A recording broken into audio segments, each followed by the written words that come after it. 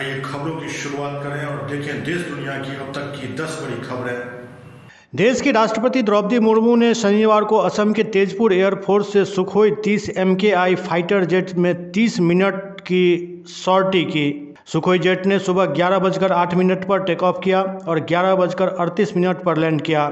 Sukhoi में उड़ान भरने वाली वे देश की दूसरी महिला राष्ट्रपति बन गई हैं। उनसे पहले पूर्व राष्ट्रपति प्रतिभा सिंह पाटिल ने भी सुखोई में उड़ान भरी थी। एयरफोर्स ने जानकारी दी कि एयरक्राफ्ट को 106 squadron commanding officer group captain Naveen Kumar ने उड़ाया।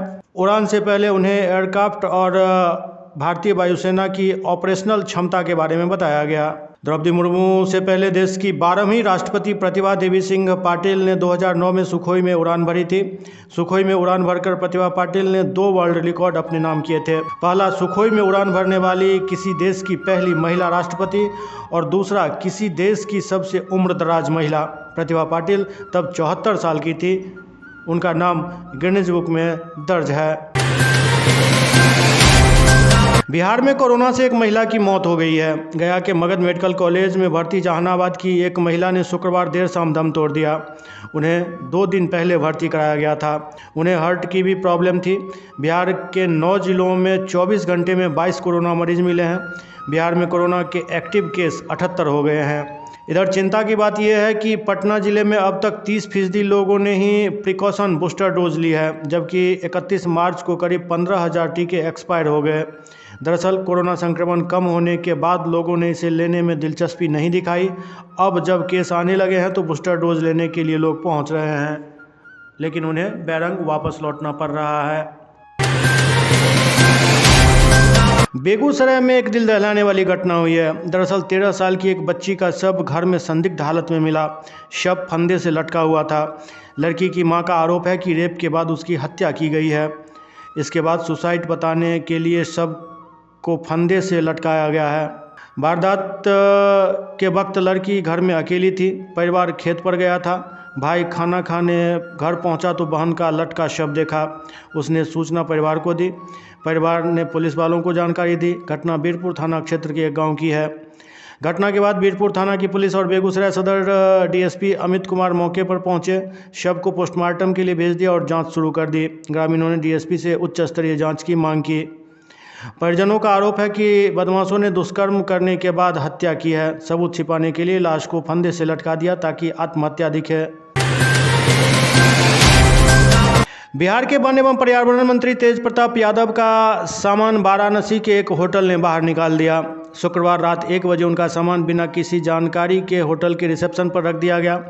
उस दौरान तेज प्रताप अपने दोस्तों के साथ 80 घाट घूमने गए थे। जब वो होटल लौटे तो देखा सामान बाहर पड़ा हुआ था। इसके बाद तेज प्रताप के निजी सहायक मिसाल सिन्हा ने सिगरा थाना पुलिस को इस मामले की लिखित शिकायत दी। तेज प्रताप यादव अपने निजी दौरे पर वाराणसी आए थे। होटल संचालक की इस करतूत की सूचना पुलिस को दी गई। यह घटना वाराणसी के सिगरा क्षेत्र के अर्केडिया होटल की है। होटल प्रबंधन का कहना है कि मंत्री जी के नाम से 205 और 206 नंबर कमरा बुक था। शुक्रवार दोपहर 12 बजे मंत्री जी को कमरा खाली करना था, लेकिन उन्होंने कमरा खाली नहीं किया। उस कमरे की बुकिंग चेन्नई के एक गेस्ट ने ऑनलाइन कराई थी। वो होटल पहुंच गए थे। होटल प्रबंधन का कहना है कि हम मंत्री जी के स्टाफ के सामने ही उनका सामान दूसरे कमरे में शिफ्ट करवा रहे थे। इस पर वो नाराज़ हो गए। दोनों कमरे छोड़कर गाड़ी में बैठ गए। मंत्री का कमरा आज सुबह तक उनके नाम से बुक था, लेकिन वो रात में ही चले गए। होटल प्रबंधन का कहना है कि मंत्री जी कंफ्यूज हो गए थे। बिहार सरकार ने 5 राज्यों के साथ बस परिचालन के लिए समझौता किया है। बिहार के 5 पड़ोसी राज्यों के लिए 350 रूट पर 1000 बसें चलेंगी। प्रदेश के लोगों को यूपी, उड़ीसा, पश्चिम बंगाल, छत्तीसगढ़ और झारखंड आने जाने के लिए अब ट्रेन के भरोसे नहीं बैठना पड़ेगा। इन राज्यों में आने जाने के लिए सरकार ने 350 रूट का चयन किया है, जहां पर 1000 बसें चलेंगी। यह सुविधा जुलाई से मिलनी शुरू हो जाएगी। बसें पटना, भागलपुर, मुजफ्फरपुर, पूर्णिया, आरा, गया, सीतामढ़ी, औरंगाबाद सहित अन्य जिलों से खुलेगी। 1000 बसों में 200 लग्जरी होंगी। नई सुविधा से प्रदेश के करीब 1 लाख से अधिक लोगों को सीधा फायदा होगा।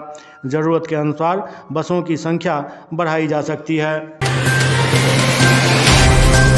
बिहार में बड़ी प्रशासनिक फेरबदल की गई है। बिहार के 37 आईएएस और 26 आईपीएस अफसरों के ट्रांसफ़र किए गए हैं। 15 जिलों के डीएम बदल गए हैं। 9 जिलों के एसपी, सिटी और एसएसपी का ट्रांसफ़र किया गया है। महागठबंधन बनने के बाद दूसरी बार इतने बड़े पैमाने पर आईएएस आईपीएस अफसरों का तबादला हुआ है। ट्रांसफ़र की लिस्ट में सबसे चर्चित नाम जदयू के पूर्व राष्ट्रीय अध्यक्ष और पूर्व केंद्रीय मंत्री आरसीपी सिंह की बेटी और दामाद का है। बेटी लिपि सिंह को सहरसा के एसपी पद से हटाकर बीएमपी-2 डेहरी ऑन सोन का कमांडेंट बनाया गया है। वहीं दामाद सुहर्ष भगत को पूर्णिया के डीएम से हटाकर औरंगाबाद का डीएम बनाया गया है। इसके अलावा जिन जिलों में जिलाधिकारी बदले हैं उसमें औरंगाबाद, मधेपुरा, पूर्णिया, कटिहार, बेतिया, कैमूर, सहरसा, बक्सर, सीवान, शेखपुरा, मोतिहारी, अरवल, शिवहर, खगड़िया इन जिलों के डीएम बदले गए हैं। जबकि जहां एसपी और एसएसपी बदले गए हैं उनमें सीतामढ़ी, वैशाली, बेतिया, सहरसा, रोहतास इनके एसपी बदले गए हैं। जबकि दरभंगा के एसएसपी अवकाश कुमार का ट्रांसफ़र कर दिया गया है। अवकाश कुमार को बीएमपी-13 का समादेष्टा बनाया गया है। पटना के शास्त्री नगर में बीते दिनों भीषण अगलगी की घटना हुई थी। इस घटना में कई परिवारों की झोपड़ी जलकर राख हो गई थी, जिसके बाद सभी नेता पीड़ित परिवार से मिलने घटनास्थल पहुंच रहे हैं। इसी बीच जनाधिकार पार्टी सुप्रीमो पप्पू यादव भी एयरपोर्ट से सीधे घटनास्थल पर पहुंचे और गरीब परिवारों से मिले। पप्पू यादव ने लोगों को सांत्वना दी और हर संभव मदद का आश्वासन दिया। घटना के बाद पीड़ित परिवारों का रो रो कर बुरा हाल है। कई लोगों ने पप्पू यादव से मदद की अपील की, जिसके बाद उन्होंने सभी को समझाया और पैसे दिए। पप्पू यादव ने कहा कि मैं सभी पीड़ित परिवारों को हर संभव मदद करने की कोशिश करूंगा। साथ ही इस घटना में जितने भी जानवर जले हैं उनको 2500 रुपया दिया गया। वहीं शाम तक हर परिवार को 4 साड़ी, बनियान, खाने का बर्तन पहुंच जाएगा। सभी लोगों के लिए खाने का प्रबंध भी कर दिया गया है। फिलहाल 4 बच्ची जिनकी शादी होनी थी उनको शादी के लिए 20,000 रुपये दिए गए। बड़ा लोग आते हैं उल्टा के लटकाते हैं। अब करोड़ों अरबों रुपया भगवान पर खर्चा करते हैं, चुनाव पर खर्चा करते हैं। जीरा का फोरन, चोर लुटेरों के लिए करोड़ों रुपया, रोड पर खून बहाने के लिए अरबों रुपया। जो जिंदा भगवान है इस पर 9,000। अभी कुछ दिन पहले ही भोजपुरी फिल्मों के सुपरस्टार पवन सिंह ने केंद्रीय मंत्री नितिन गडकरी और बिहार बीजेपी प्रभारी विनोद तावड़े से मुलाकात की थी। मुलाकात के बाद यह चर्चा गर्म हुई कि पवन सिंह बिहार की सक्रिय राजनीति में शामिल होना चाहते हैं। यह मुलाकात कई मायनों में इसलिए भी खास रही कि 2024 में लोकसभा का चुनाव है। ऐसे में कयास लगाया जाने लगा है कि आरा लोकसभा क्षेत्र से पवन सिंह चुनाव लड़ सकते हैं। हालांकि यह सीट भारतीय जनता पार्टी के पास ही है और यहां से केंद्रीय मंत्री आर.के. सिंह सांसद हैं। दरअसल भोजपुरी फिल्म स्टार कई इससे पहले भी बीजेपी में आ चुके हैं। अब पवन सिंह के आने की बारी है। भारतीय रेलवे और प्रधानमंत्री नरेंद्र मोदी भारत में वंदे भारत एक्सप्रेस की उपस्थिति का विस्तार करने की दिशा में हर संभव प्रयास कर रहे हैं। इसी कड़ी में रेल यात्रियों को आज डबल सौगात मिली। आज सिकंदराबाद तिरुपति वंदे भारत और चेन्नई कोयम्बटूर वंदे भारत एक्सप्रेस की शुरुआत हुई। इन दोनों ट्रेनों के परिचालन से तेलंगाना, आंध्र प्रदेश और तमिलनाडु के लोगों को फ़ायदा पहुंचेगा। ट्रेन चेन्नई और कोयम्बटूर के बीच चलेगी और लगभग 6 घंटे में 495.28 किलोमीटर की दूरी तय करेगी।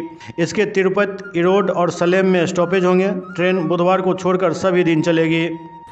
लाइव मिथिला के इस अंक में अभी इतना ही। अगले अंक में फिर कुछ और ऐसे ही समाचारों के साथ आपके सामने होंगे। तब तक आप देखते रहिए लाइव मिथिला। नमस्कार।